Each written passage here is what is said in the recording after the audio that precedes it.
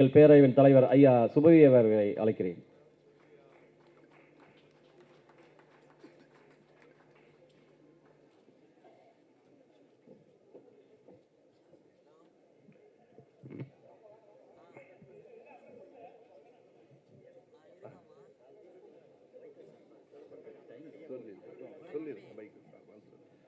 கோமாளி சீமான் அவர்களுக்கு மறுமலர்ச்சி திராவிட முன்னேற்ற கழகத்தின் தலைவர் வைகோவின் சார்பாக சாலை அணிவிக்கப்படுகிறது.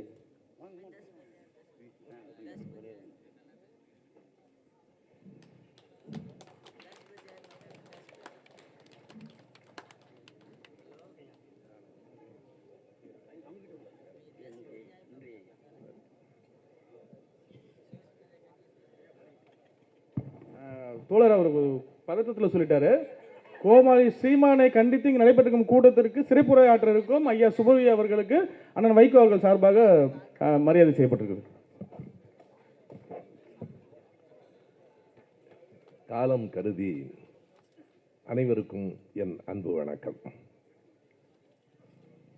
எல்லாவற்றையும் எல்லா கோணங்களிலும் எல்லாவிதமான குரல்களிலும் பேசி முடித்த பிறகு மீதம் இருப்பதை சீமானே பேசிவிட்டார். ஒரு விதத்தில் எனக்கு ஒரு வருத்தம் உண்டு. நான் நேர்மையாகவே பதிவு செய்கிறேன்.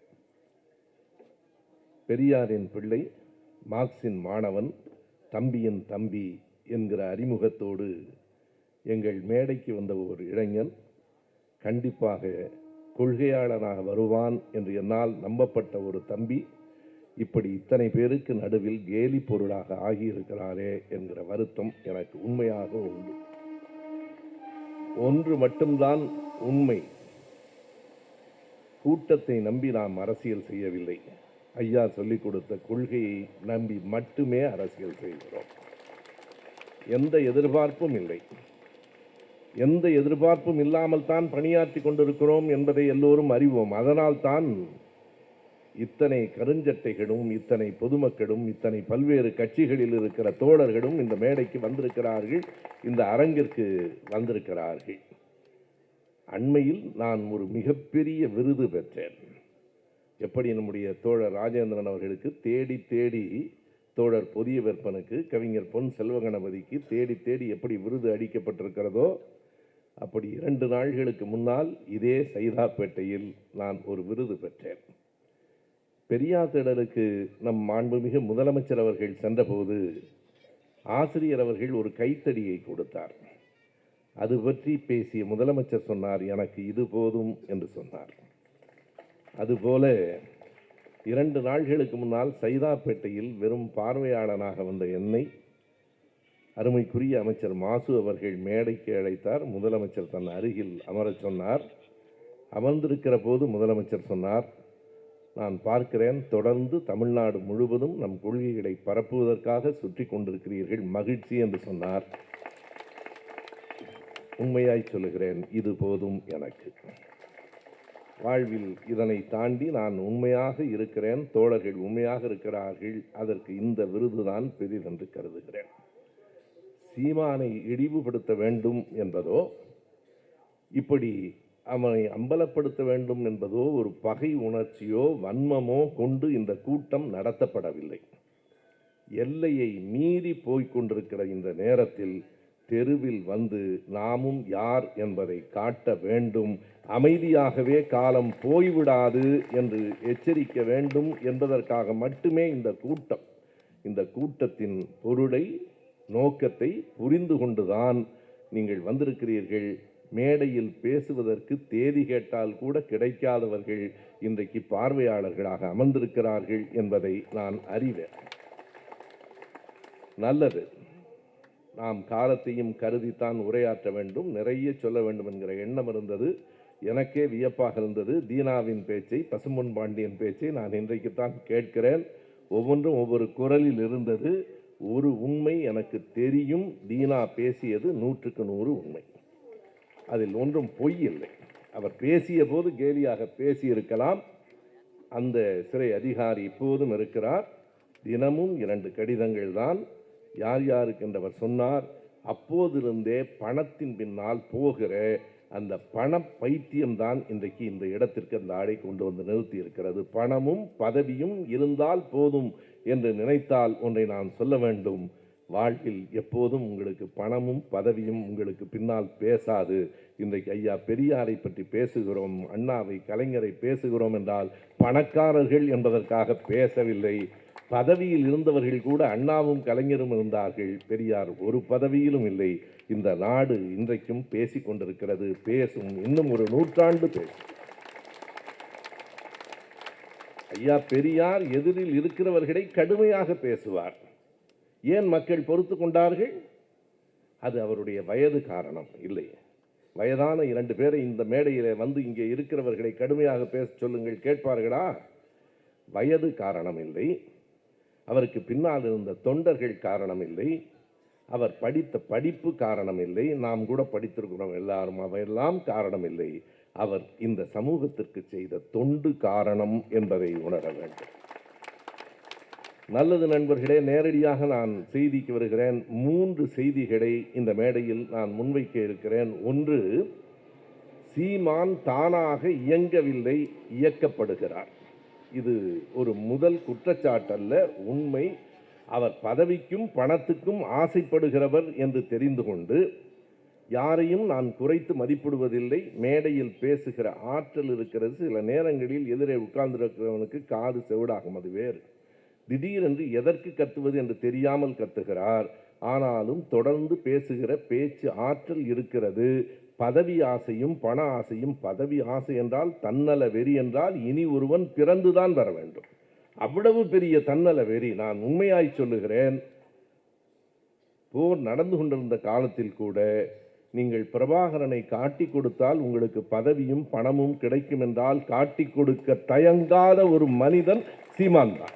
நான் இது எல்லாவற்றையும் மேடைக்காக பேசவே இல்லை. எனவே பணமும் பதவியும் ஆசை கொண்டவன் ஒரு மனிதன் என்பதை புரிந்து கொண்டு பின்னால் இருந்து இயக்குகிறவர்கள் யார், அதற்கான சான்றுகள் என்ன? இது ஒன்று.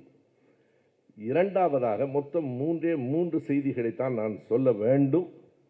இந்த செய்திகள் சற்று ஆழமானவை. இங்கே கூட நம்முடைய யூடியூப் புரூட்டஸ் அவர்கள் சொல்லுகிற போது ஒன்றை படித்து காட்டினார். சீமானும் இந்த உரை கேட்க வந்து கொண்டிருக்கிறார் என்று. அதற்குள் ஒரு மெலிதான மிரட்டல் இருக்கிறது. அது வேடிக்கையான செய்தி அல்ல, அதற்குள் மெலிதான மிரட்டல் இருக்கிறது. இந்த மேடையில் நான் பதிவு செய்கிறேன், வேண்டுமென்றே பதிவு செய்கிறேன். நேற்றிலிருந்து என் மனைவியின் தொலைபேசியில் தொடர்பில்லாத தொலைபேசிகள் வந்து கொண்டிருக்கின்றன. நான் அறிவேன், ஒன்றை உறுதியாக சொல்லுகிறேன், நாங்கள் கொள்கைக்காக எதையும் இழக்க தயாராக இருப்போம், எதையும் இழக்க தயாராக இருப்போம். அந்த உள்நோக்கம் என்ன என்பது ஒன்று. அவருடைய பேச்சுகளில் இருக்கிற பொய்கள் 2. மூன்றாவதாக, மிக முக்கியமான இந்த 3 பகுதிகளை மட்டுமே நான் முன்வைக்க விரும்புகிறேன். இதனுடைய எதிர் விளைவுகளை பற்றிய செய்திகள். அவர் எதற்காக செய்கிறார் என்றால் 2 காரணங்கள் தான். ஒன்று, அவருக்குள்ளே ஒரு பெரிய பலவீனமும் ஒரு கையாலாகாத தன்மையும் ஏற்பட்டிருக்கிறது. குறிப்பாக விஜய் என்கிற நடிகர், நாம் விஜயை ஆதரிக்கவில்லை, யாரையும் ஆதரிக்கவில்லை. விஜய் என்கிற நடிகர் வந்த பிறகு தன்னிடம் இருக்கிற வாக்குகளின் அளவு குறைகிறது என்பதை அவரால் புரிந்து கொள்ள முடிகிறது. அது மட்டுமல்லாமல் உளவுத்துறையினுடைய அறிக்கை நம் அரசுக்கு மட்டுமல்ல எல்லோருக்கும் போகும், அவருக்கும் தெரியும். 8% என்பதை திரும்ப திரும்ப சொல்லிக் கொண்டிருப்பதற்கு காரணம், அது இப்போதே 5%க்கு கீழே வந்துவிட்டது என்பது உளவுத்துறையின் அறிக்கை. 2026 வருகிற போது 1% கூட அவருக்கு வராது. எனவே தன்னை பற்றி எல்லோரும் பேச வேண்டும், மலினமான விளம்பரத்தால் மறுபடியும் தான் புகழ் பெற வேண்டும் என்று கருதுவது அதனுடைய நோக்கம். நானும் தோழர் ராஜேந்திரனும் பேசிக் கொண்டிருந்தோம்.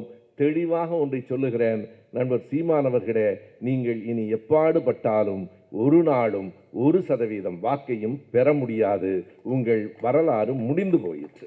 ஏறத்தாழ கலகலத்து போன கட்டத்திலே தான் இன்றைக்கு அவர் அப்படி தன்னை வளர்த்து கொள்வதற்காக பேசுகிறார். முழுக்க முழுக்க அவரை பின்னாலிருந்து இயக்குகிறார்கள். எங்கே நடந்தது? நான் 3ஆவதாக நேற்றைக்கு நடந்த புத்தக கண்காட்சி பற்றி பேச வேண்டும். முதலாவது, இந்த கூட்டம் எங்கிருந்து தொடங்குகிறது என்றால், கடந்த 20ஆம் தேதி சென்னை வண்ணாரப்பேட்டையில் பெரும்பாட்டன் பாரதிக்கு விழா எடுக்கிறோம் என்று நாம் தமிழர் கட்சி எடுத்த விழாவில் அங்குதான் பெரியாரை பற்றி அத்தனை இழிவாக பேசினார். இப்போது ஒரு கேள்வி எடுகிறது. அவர்களே பேசுகிறார்கள், தொடர்ந்து எழுதி கொண்டிருக்கிறார்கள். நம் கூட்டத்தை பற்றி நம் தோழர்கள் எழுதுவதை விட இந்த கூட்டத்தை பற்றி தொடர்ந்து வாட்ஸ்அப்பில் எழுதி கொண்டிருக்கிறார்கள். அதில் நாம் என்ன கேள்வியை கேட்கிறார்கள் என்றால், 20ஆம் தேதி பேசியதற்கு எதற்காக நீங்கள் 15 நாள் கடந்து கூட்டம் போடுகிறீர்கள்? காரணத்தோடு தான். ஏனென்றால் 20ஆம் தேதி நீங்கள் ஏன் கூட்டம் போட்டீர்கள் என்பதை நான் சொல்ல வேண்டும். எப்போதும் நாம் தமிழர் ஒரு செய்தியை சொல்லுவார்கள், நீங்கள் நினைத்து பார்க்கலாம். நினைவு நாளைத்தான் நாங்கள் போற்றுவோமே தவிர பிறந்த நாளை கொண்டாட மாட்டோம். உண்மையா இல்லையா? ஏனென்றால் நினைவை போற்றுவோம் என்றுதான் சுவரொட்டி அடிப்பார்கள். கடந்த டிசம்பர் 11 பாரதியின் நினைவு நாள் இல்லை, பிறந்த நாள். நினைவு நாளை மட்டுமே போற்றுவோம் என்று சொல்லுகிற அவர்கள் பிறந்த நாளை கொண்டாடினார்கள். அதுவும் பாரதி பிறந்தது டிசம்பர் 11, அவர்கள் விழா நடத்தியது 20. ஏன் அந்த இடைவெளி என்றால், அது பாரதிக்காக எடுக்கப்பட்ட விழா இல்லை. டிசம்பர் 17ஆம் தேதி தான் அமித்ஷா அம்பேத்கரை பற்றி தவறாக பேசினார். அமித்ஷா அம்பேத்கரை பற்றி தவறாக பேசிய பிறகு அதற்கான எதிர்வினைகள் எழுந்தன. குறிப்பாக தமிழ்நாடு முதலமைச்சர் அதனை கண்டித்தார். இப்போது அவர்களுக்கு ஒரு நோக்கம் இருக்கிறது. பேச்சு முழுவதும் அம்பேத்கரை பற்றி போய்விடாமல் பெரியாரை பற்றி கேவலமாக பேசினால் அதற்கு விடை சொல்வார்கள் என்று அவர்கள் நம்பினார்கள். இதை சீமான் தன் பேச்சிலேயே சொல்லுகிறார். சண்டாளன் பேச்சுக்கு ஏற்படாத பரபரப்பு இப்போது அவர்களுக்கு வந்திருக்கும், நாளையிலிருந்து பேசுவார்கள் என்கிறார். அவர்களை ஏமாற்ற வேண்டும் என்பதற்காகவே அடுத்த நாள் நான் பேசவில்லை. 15 நாள் இடைவெளி விட்டு இந்த கூட்டத்தை கூட்டியிருக்கிறோம். அதுதான் அடிப்படை. உன் கூட்டத்திற்கும் ஒரு நோக்கம் உண்டு, எங்கள் கூட்டத்திற்கும் ஒரு நோக்கம் உண்டு. அம்பேத்கரை பற்றியே இழிவுபடுத்திய அமித்ஷாவை பேசி முடித்து பிறகு சீமானை பேசிக்கொள்ளலாம். உலக தலைவர்களை பற்றியெல்லாம் பேசியிருக்கிற நீங்கள் இந்த உதவாத மனிதனை பற்றி பேச வேண்டுமா என்று நண்பர்கள் கேட்கிறார்கள். நாம் பெரியவர்கள் இல்லை. எதை செய்ய வேண்டுமோ அதை செய்ய வேண்டும், அவ்வளவுதான். யார் பெரியவன் என்கிற கணக்கு எப்போதும் நம்மிடத்திலே இல்லை. பெரும்பாட்டன் பாரதியை எப்போது இவர்களுக்கு நினைவுக்கு வந்தது? நாம் தமிழர் கட்சியின் சார்பில் ஒரு மலர் வெளியிட்டிருக்கிறார்கள். தோழர் வெற்றி செல்வன் என்னை மன்னிக்க வேண்டும், என் நேரிலேயே கொண்டு வந்து அந்த மலரை கொடுத்தார். எனக்கு ஐயாவை போலவோ ஆசிரியர் போலவோ அல்லது நம்முடைய இந்திரகுமார் தேரடியை போலவோ அந்த ஆதாரங்களை கொண்டு வருகிற பழக்கம் இல்லாததால் மறந்து விட்டேன். ஆனால் அந்த புத்தகம் என்ன இருக்கிறது என்று சொல்லுகிறேன். அந்த நாம் தமிழர் கட்சியின் இன எழுச்சி மாநாட்டில் வெளியிடப்பட்ட அதிகாரப்பூர்வமான மலர், பெரிய மலர். அதன் பின்பக்கத்தில் அஞ்சல் தலை அளவில் 64 படங்கள் இருக்கின்றன. முதல் வரிசையில் 8, மொத்தம் 8 வரிசை, 64 படங்கள் இருக்கின்றன. ஒரு செய்தி தெரியுமா தோழர்களே? மறுபடியும் சொல்லுகிறேன், நாம் தமிழர் கட்சி வெளியிட்ட அந்த மலர் அதிகாரப்பூர்வ மலர். பின்னட்டையில் 64 படங்கள். அதில் இருக்கிற முதல் படம் ஐயா பெரியார். எனவே அவர்கள் இப்போது வந்த மாற்றம் ஏன் என்பதற்காக சொல்லுகிறேன். அடுத்த படம் புரட்சி கவிஞர் பாரதிதாசன். 3வது படம் அயோத்திதாசர். மாப்போசி இருக்கிறார், முத்துராமலிங்க தேவர் இருக்கிறார், சீபா ஆதித்தனார் இருக்கிறார், புலிகள் படங்கள் சில இருக்கின்றன. மொத்தம் 64 படங்களில் யாருடைய படம் இல்லவே இல்லை தெரியுமா? அவர்களின் பெரும்பாட்டன் படம் இல்லை. 64 படங்களில் ஒரு படமாக கூட பாரதியாரின் படம் இல்லை. இப்போது பாரதியார் தான் தமிழ் தேசியத்துக்கு, நீ பாரதியாருக்குத்தானே விழா எடுத்தீர்கள், பாரதியாரை பற்றி தானே பேச வேண்டும். பாரதியாரை தொட்டுக்கொண்டு பெரியாரை இழிவுபடுத்தியதுதான் அந்த கூட்டத்தினுடைய நோக்கம். நான் கேட்கிறேன், பாரதியார் எப்படி தமிழ் தேசியத்துக்கு முன்னோடியாவார்? பாரதியின் கவிதைகளை நான் குறைத்து மதிப்பிடவில்லை. பாரதியின் மீது 1000 கருத்து வேறுபாடுகள் இருந்தாலும் அந்த கவிதையின் ஓட்டத்தில், அதில் இருக்கிற கற்பனை நயத்தில் நான் ஒரு நாளும் குறுக்கிடவில்லை. ஆனால் பாரதி எப்படி உங்களுக்கான தேசிய கவிஞன், தமிழ் தேசிய கவிஞர் ஆவார்? நான் 2 எடுத்துக்காட்டுகளை மட்டும் சொல்லுகிறேன். பாரதி அவர்கள் விளங்காமல் அல்லது படிக்காமல் சொல்லுகிறார்கள். தொன்று நிகழ்ந்ததனைத்து உணர்ந்திடு சூழ்களை வாணர்களும் இவள் என்று பிறந்தவள் என்றுணராத இயல்பினாளாம் எங்கள் தாய் என்று பாரதி தமிழ் தாயை பாடவே இல்லை. அந்த பாட்டுக்கு தலைப்பே பாரத தாய். பாரத தாய் தொன்று நிகழ்ந்தது அனைத்தும் உணர்ந்திடு சூழ்களை வாணர்களால் கூட கண்டுபிடிக்க முடியாமல் என்று பிறந்தவள் என்று அறிய முடியாத ஒரு நீண்ட வரலாறு உடையவள் பாரத தாய் என்பது தமிழ் தேசியத்திற்கு உடன்பாடா? சொல்லுங்கள். தமிழ் தேசியம் அதை ஏற்கிறதா? இந்தியா என்பது, பாரதம் விடுங்கள், இந்தியா என்பது நீண்ட நெடுங்காலமாக இருக்கிற ஒரு நாடு என்பதை ஒப்புக்கொண்டால் உங்கள் தமிழ் தேசியத்தின் அடிப்படையே தகர்ந்து போகிறது. அதைத்தான் பாரதி சொன்னார். இரண்டாவதாக பாரதி சொன்ன மிக முக்கியமான இன்னொரு செய்தி என்ன என்று கேட்டால், தமிழை பாடினார் என்றால் மொத்த 6 பாடல்கள் தான். நீங்கள் பாரதியினுடைய மொத்த கவிதைகளை எடுத்து பாருங்கள். பாரதியார் தமிழை பற்றி பாராட்டி பாடிய பாடல்கள் வெறும் 6 பாடல்கள் தான். ஆனால் விநாயகர் 4 மணி மாலையிலே தொடங்கி அல்லாஹ் வரைக்கும் 23 பாடல்கள் பக்தி பாடல்கள். அவற்றுள் 21 இந்து மதம் சார்ந்தது. 2 பாடல் தான், ஒன்று இயேசு ஒன்று அல்லாஹ், மற்ற 21 பாடல்கள் இந்து மதம் சார்ந்தது. அதை தாண்டி பாரதி பாடியிருக்கிற அத்தனை பாடல்களையும் தாண்டி நீங்கள் உரைநடைக்குள் போனால் அந்த கவிதைகளிலேயே ஒன்றை நான் சொல்ல வேண்டும். அந்த பக்தி பாடல்களை ஏன் நான் குறிப்பிட்டேன் என்றால், நவராத்திரி என்று 2 பாடல்கள் இருக்கின்றன. நவராத்திரி 1, நவராத்திரி 2. நவராத்திரி 1 என்பது உஜ்ஜயினி நித்திய கல்யாணி என்று தொடங்கும்.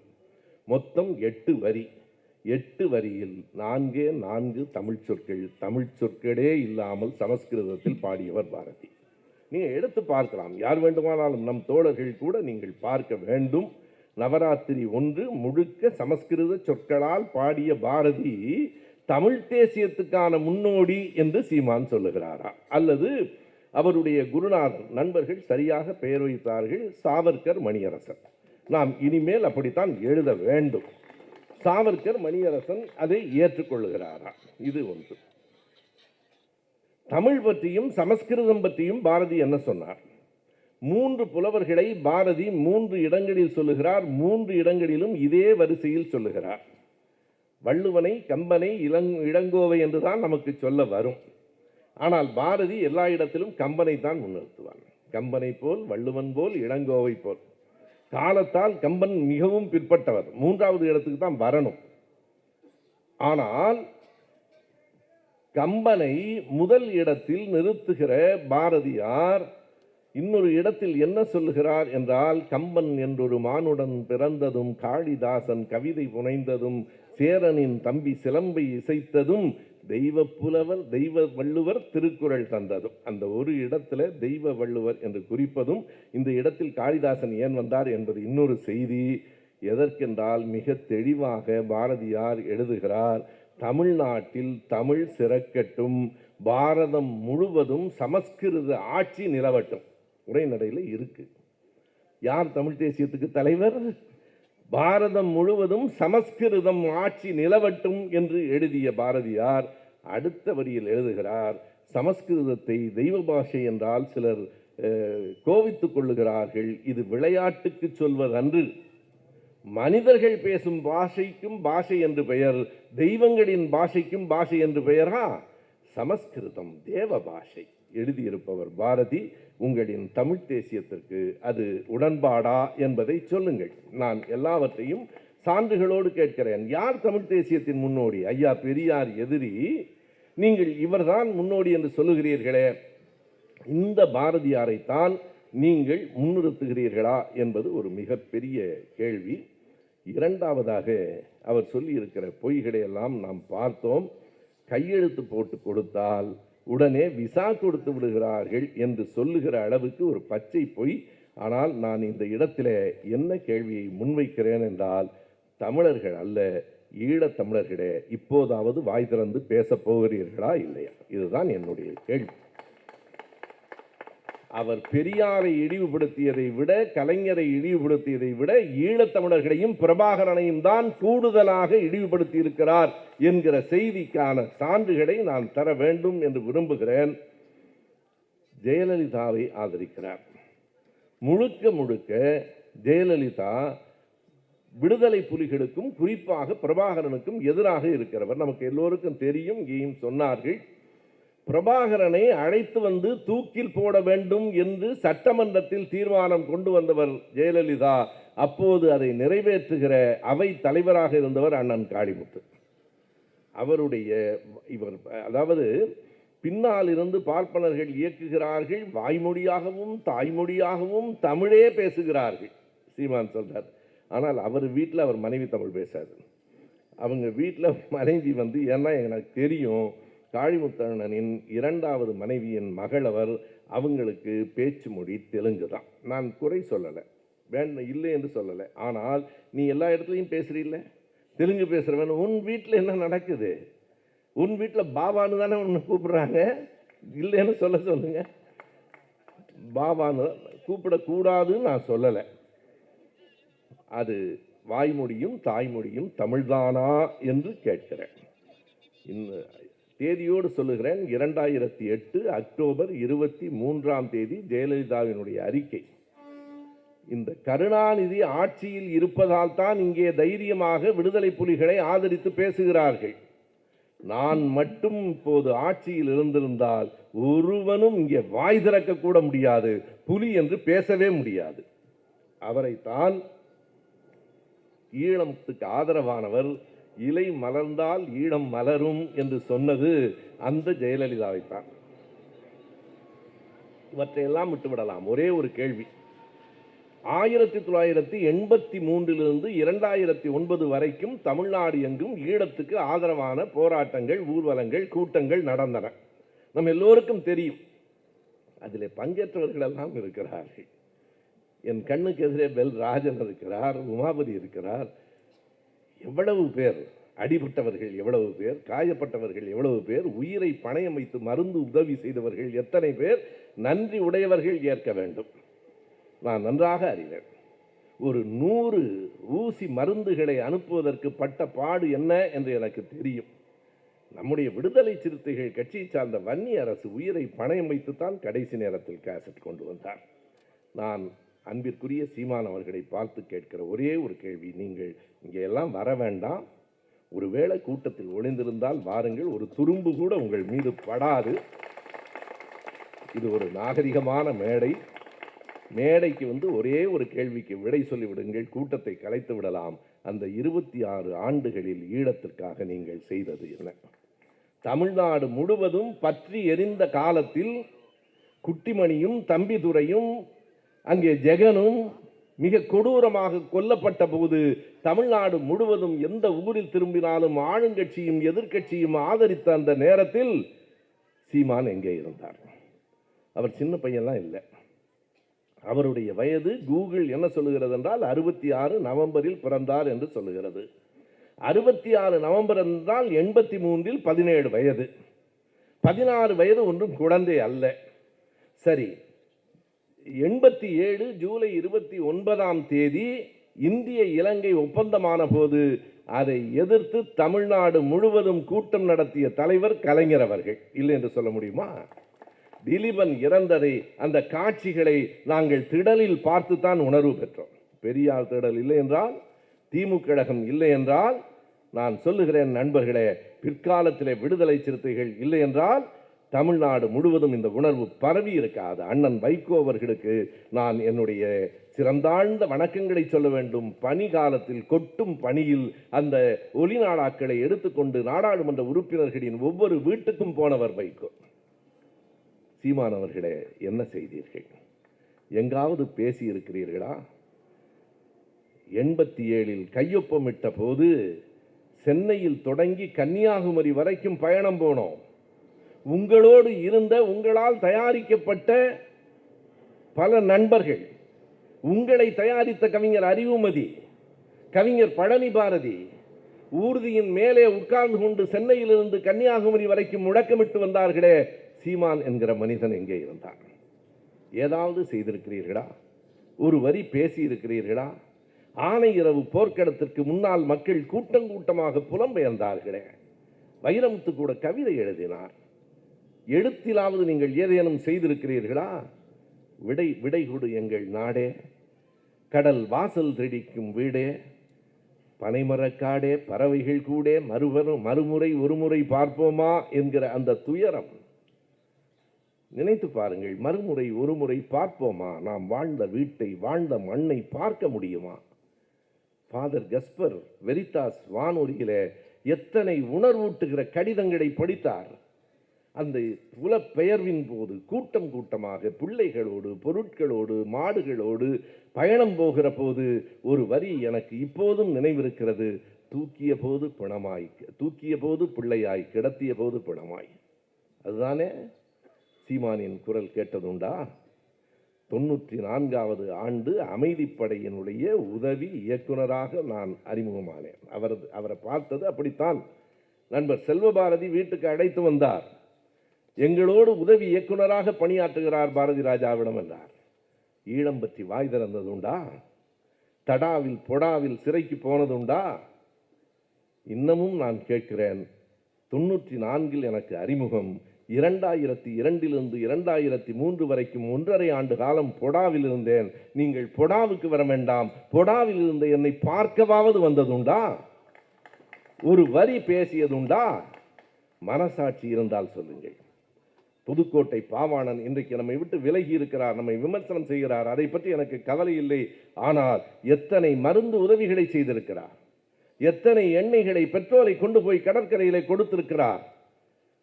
நம் ஐயா நெடுமாறனை விடவா நீங்கள் அதிகமாக ஈழத்துக்கு வேலை செய்து விட்டீர்கள்?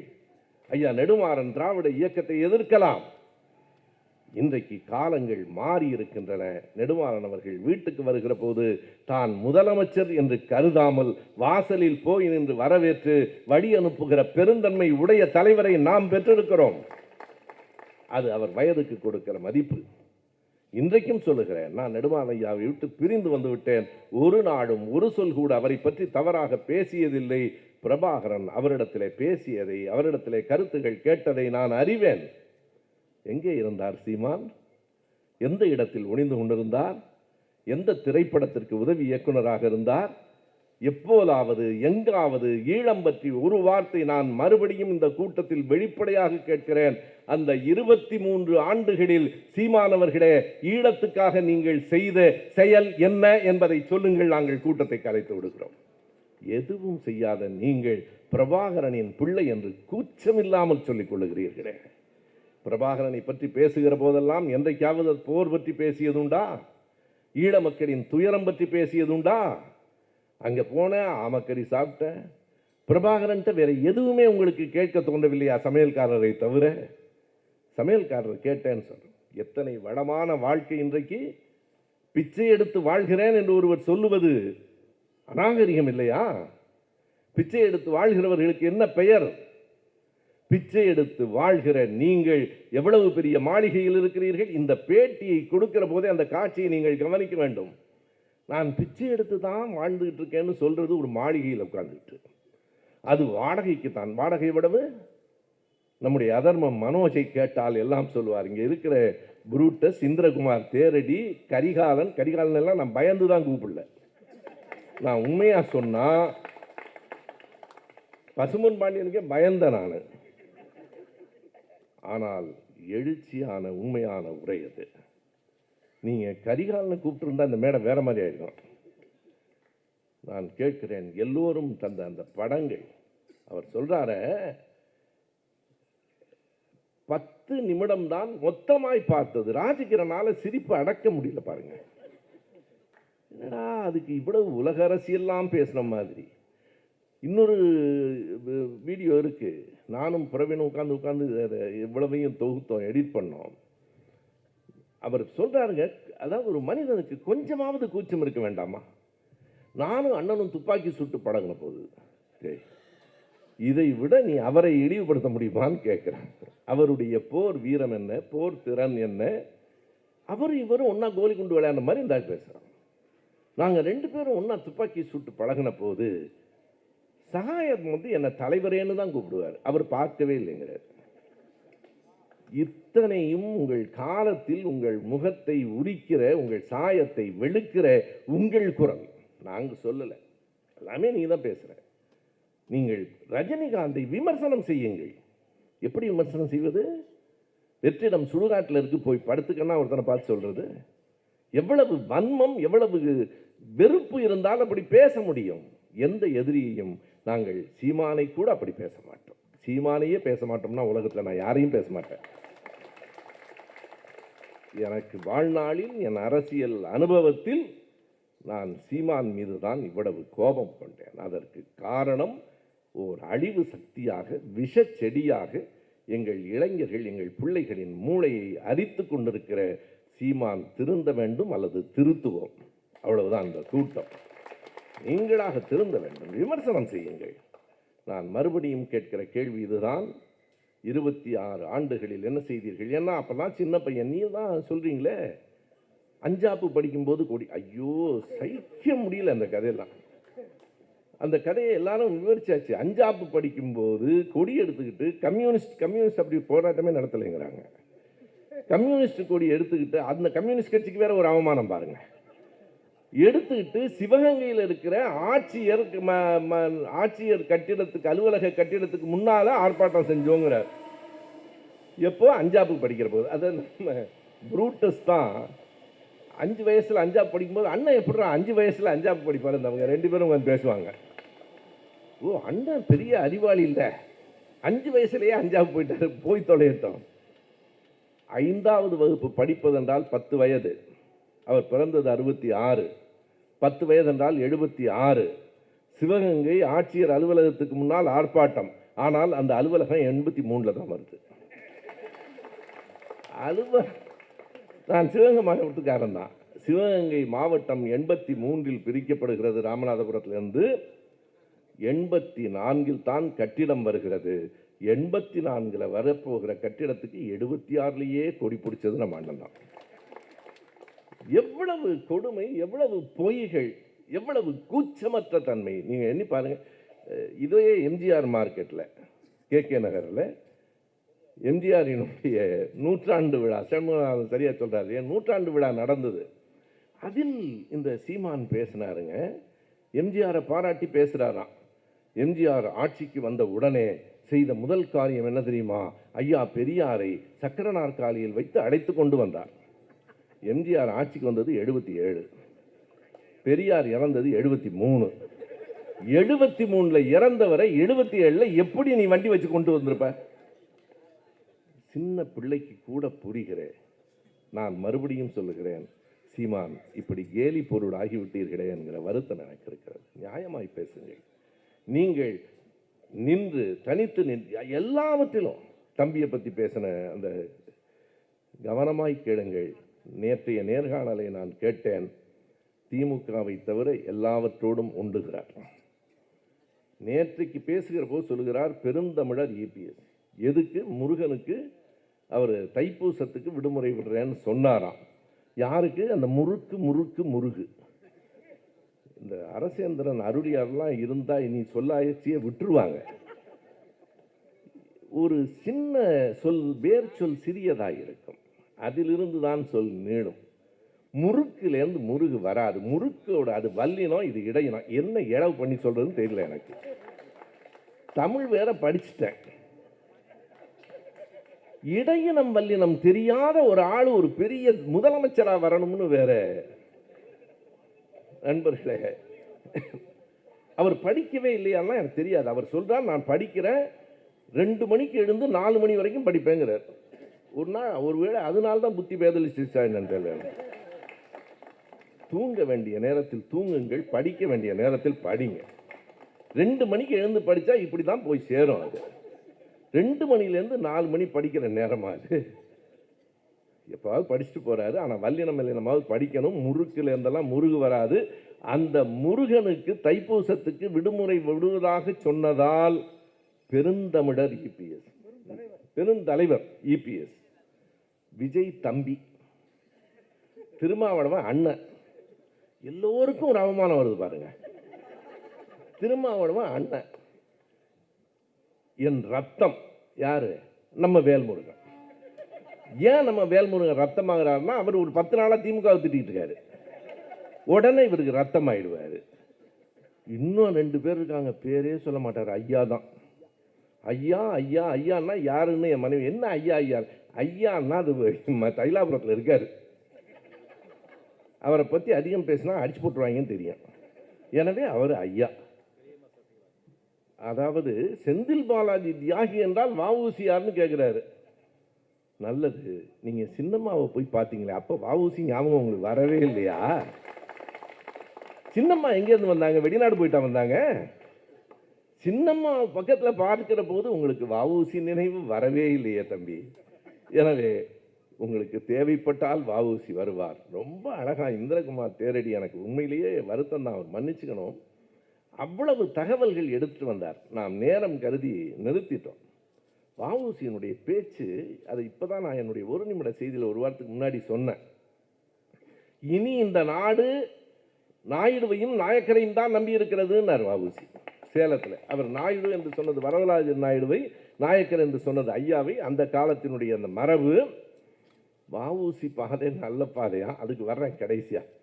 எனவே இந்த காலகட்டத்தில் இன்னொரு கேள்வியை கேட்டு விடுகிறேன்.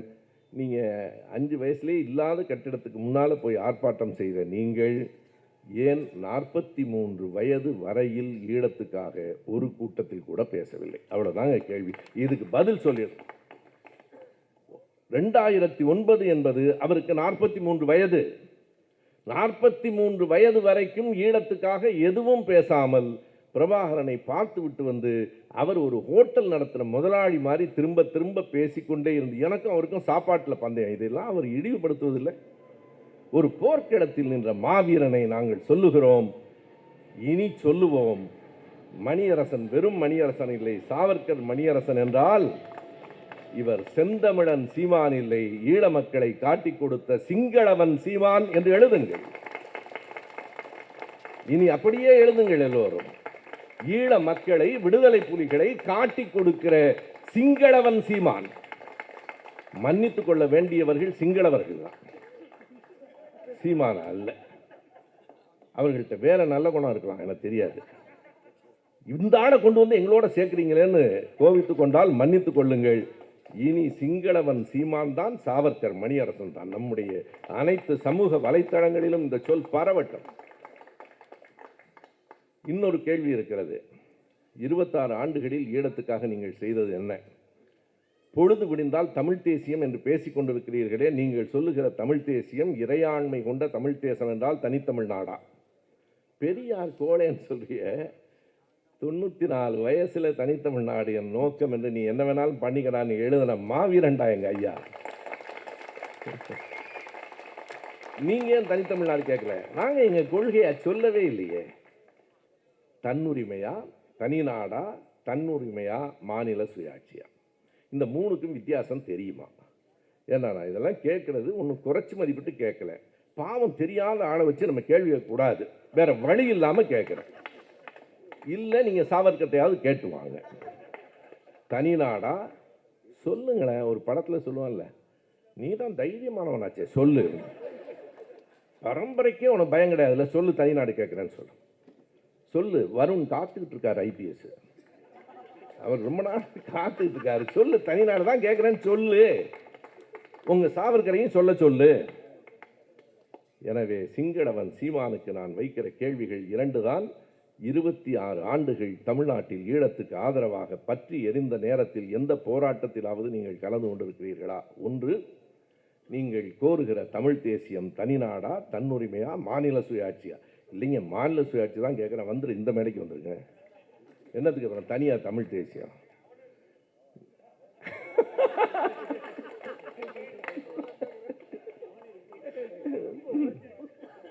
உமாவதி கோவப்பட்டாரு. என்னங்க இவ்வளவு கஷ்டப்பட்டு மேடை போட்டா நீங்க அந்த ஆள்லாம் கூப்பிடுறீங்கன்றாரு. நல்லது. 3வது இறுதி பகுதி நேற்று புத்தக கண்காட்சியில் நடைபெற்றது. 1, அது தனியாரினுடைய ஏற்பாட்டில் தான் நடந்திருக்கிறது, பப்பாசி நடத்தவில்லை. ஆனாலும் தமிழ்த்தாய் வாழ்த்தை பாடாமல் புதுவை வாழ்த்தை பாடிவிட்டு அப்படி ஒரு வாழ்த்து புதுவை சேர்ந்தது என்று எனக்கு தெரியாது என்று சொல்லுவது. நம்முடைய தோழர் உமா சொன்னது போல பதிப்பகம் வைத்திருக்கிற உங்களுக்கு இந்த சின்ன செய்தி கூட தெரியாது என்று சொல்லுவது. 2வது, அந்த மேடையில் நீ கலைஞரை தாக்கிக் கொள்வதை பற்றி எங்களுக்கு கவலையே இல்லை. ஏனென்றால் நீங்கள் தாக்கியா எங்கள் ஐயாவும் அண்ணாவும் கலைஞரும் தாழ்ந்து விட போகிறார்கள் இந்த மண்ணில்? எத்தனை எதிர்ப்புகளை பார்த்தவர்கள் அவர்கள். 2 செய்தியை நான் சொல்றேன். அண்ணா பேசினது, இன்னும் ஒரு 5 நிமிடம் எனக்கு இந்த நினைவு வருகிறது. அண்ணா எழுதுறார். எப்போ எழுதுறாருன்னா 1967 முதலமைச்சர் ஆயிட்டார். செப்டம்பர் 17 ஐயா பெரியாரோடு 2 பேரும் ஒரே இடத்தில் திருச்சியில் அழைத்து வரப்படுகிறார்கள். இப்போ அண்ணா சொல்றார், இப்போதுதான் இப்படி தோரண வாயில்கள் வளைவுகளெல்லாம் எங்களை வரவேற்கின்றன. இதே திருச்சியில் கிழிந்து போன பிய்ந்து போன செருப்புகளை வைத்து வளையமாக வைத்திருந்த காலத்திலும் நாங்கள் வந்தவர்கள்தான். எங்களுக்கு 2 ஒன்றுதான். திருப்பூர்ல இங்க ஈவே ராமசாமி கழுதை இன்று பேசுகிறதுன்னு எழுதி வச்சிருந்தான். அதை அழித்த போது ஐயா அழிக்க வேண்டாம்னார். அவன் தான் வேலை இல்லாமல் எழுதுறான்னா அதை போய் நமக்கு வேலை இருக்கு. ஐயா கழுதைன்னு எழுதியிருக்கான். என்னை கடவுள் என்று சொன்னால் நான் மகிழப் போவதும் இல்லை, கழுதை என்று சொன்னால் வருத்தப்பட போவதும் இல்லை. என் வேலை எதுவோ அதை நான் செய்வேன். அடுத்ததாக அண்ணா சொல்லுகிறார், ஈரோட்டுக்கு பக்கத்தில் சங்கூர் என்று ஒரு ஊர். அந்த நிகழ்ச்சி எனக்கு படித்தபோது புதிதாக இருந்தது. அந்த சங்கூரில் ஐயாவும் அண்ணாவும் பேசுகிறார்கள். மிக வித்தியாசமான ஒரு எதிர்ப்பு. கோணி மூட்டைகளில் சாம்பலை எடுத்துக்கிட்டு வந்திருக்கிறான். இங்கே நம்ம புரூட்டஸ் நல்லா சொன்னார், அந்த சின்ன பையனையெல்லாம் அது நாம் தமிழர் கட்சி தொண்டர்கள்னு கல் வச்சிருக்கானான்னு பார்க்கறது. சங்கூரில் மூட்டை மூட்டையாய் சாம்பலை வைத்துக்கொண்டு ஐயாவும் அண்ணாவும் பேச பேச சாம்பலை வாரி முகத்தில் இறைத்திருக்கிறார்கள். அண்ணா சொல்லுகிறார், ஐயாவுக்கு இன்னும் கொஞ்சம் கருப்பு இருக்கு, முழுசும் வெள்ளையாயிடும் தாடி வீசுறாங்க. எல்லாவற்றையும் பார்த்து விட்டு தான் வந்திருக்கிறோம். அன்றைக்கு தலைவர்களின் முகங்களில் சாணத்தை எடுத்து வீசினார்கள். இன்றைக்கு வலைத்தளங்களில் ஆபாச சொற்களை வீசுகிறார்கள். இன்றைக்கு இரவு வீட்டுக்கு போன உடனே என்னை பற்றி எத்தனை இழிவான சொற்களால் எழுதுவார்கள் என்று எனக்கு தெரியும். நீ 1,00,000 சொற்களால் இழிவாய் எழுதினாலும் நான் என் வாழ்வினால் தூய்மையாய் என்றும் நிற்பேன். உன்னால் என்னை இழிவுபடுத்த முடியாது, ஒரு நாளும் இழிவுபடுத்த முடியாது. எனவே அப்படி பேசியிருக்கிறவர் நான் என்ன சொல்கிறேன், நீங்கள் எத்தனை எதிர்ப்பையோ பார்த்து வளர்ந்தோம். கலைஞர் பாதை, நாசகாரன் பாதை, மோசக்காரன் பாதை என்று நீ கட்சி கூட்டம் போட்டு நடத்து, பேசு. பொது வெளியில், புத்தக கண்காட்சியில், அனைவருக்கும் பொதுவான இடத்தில், தமிழ்நாடு அரசினுடைய நிதியை பெற்றுக்கொண்டிருக்கிற இடத்தில் பேசுவதற்கு உனக்கு உரிமை இல்லை. அப்படி உன்னை பேச அனுமதித்தவர்கள் யார்? இதுதான் என்னுடைய பேச்சின் கடைசி. பப்பாசி இன்றைக்கு சொல்லிவிட்டார்கள், சீமான் பேச்சுக்கும் எங்களுக்கும் தொடர்பு இல்லை. அடுத்ததையும் சொல்லிவிட்டார்கள், தமிழ்தாய் வாழ்த்து பாடாததற்கும் நாங்கள் பொறுப்பு இல்லை, எங்களுக்கு இப்படி நடக்கும் என்று தெரியாது தானே? நடந்து விட்டது இல்லையா? நடத்தியதற்கு யார் காரணமாக இருந்தார்கள்? யார் அழைத்தார்கள்? உடனே டிஸ்கவரி பேலஸில் இருந்து நண்பர் வேடியப்பன் அறிக்கை விடுகிறார், சீமான் இப்படி பேசுவார் என்று எங்களுக்கும் தெரியும். எவனுக்குமே தெரியாமல் எதுக்கட அழைச்சிட்டு வரீங்க? ஒரு ஆளை கூட்டிட்டு வந்ததுக்கு அப்புறம் இந்த மேடையில் நான் சொல்லுகிறேன், ஆவேசமாக பேசலாம், ஒரு சொல் கூட ஆபாசமாக இருக்கக்கூடாது, ஒரு சொல் கூட வன்முறையை தூண்டக்கூடாது. ஏனென்றால் அது அவர் பேசினார்னு நான் விலக மாட்டோம். இந்த மேடையில் பேசப்படுகிற எல்லாவற்றுக்கும் இந்த பேரவை பொறுப்பு, திராவிட இயக்க தமிழர் பேரவை பொறுப்பு. அதானே நாணயம், அதானே நேர்மை. கேட்கிறேன், டிஸ்கவரி பேலஸ் வேடியப்பன் அவர்கள் பொறுப்பேற்க வேண்டும். ஒரு அறிக்கை கொடுத்திருக்கிறாரு, எங்களுக்கும் அதுக்கும் சம்பந்தம் இல்லை, என்னை ஆலோசனை சொல்லுவதைகளை விட்டு எங்களை முடக்கி விடாதீர்கள் என்று. உங்களை முடக்குவதெல்லாம் எங்களுக்கு நோக்கமே இல்லை, உங்களோடு எங்களுக்கு எந்த பகையும் இல்லை. ஆனால் செய்த தவறு, நடந்த தவறுக்கு நீங்கள் பொறுப்பேற்றுக் கொண்டால் தான் நீங்கள் நாணயமான மனிதர். நீங்களாக விலக வேண்டும், இதுதான் தீர்மானம். இல்லையானால் பப்பாசி டிஸ்கவரி புக்ஸ் பதிப்பகத்தை பப்பாசியிலிருந்து விலக்குவதோடு புத்தக கண்காட்சியை விட்டு அவர்களை வெளியேற்ற வேண்டும். இந்த உரத்த கையொலி, இந்த தீர்மானத்துக்கான ஆதரவு இங்கே கூடியிருக்கிற 1000 கைகள் ஒலிப்பதன் மூலம் இது பப்பாசிக்கு மட்டுமல்ல, இதனுடைய தீர்வு தமிழ்நாடு அரசுக்கும் அனுப்பப்படும். எங்கள் தலைவர் கலைஞரை புத்தக கண்காட்சியில் விமர்சிப்பதற்கு எவனுக்கும் உரிமை இல்லை, பார்த்து கொண்டிருக்க முடியாது. நாங்கள் பசும்பொன் பாண்டியன் சொன்னது போல இது உங்களுக்கான கடைசி எச்சரிக்கை. நன்றி, வணக்கம்.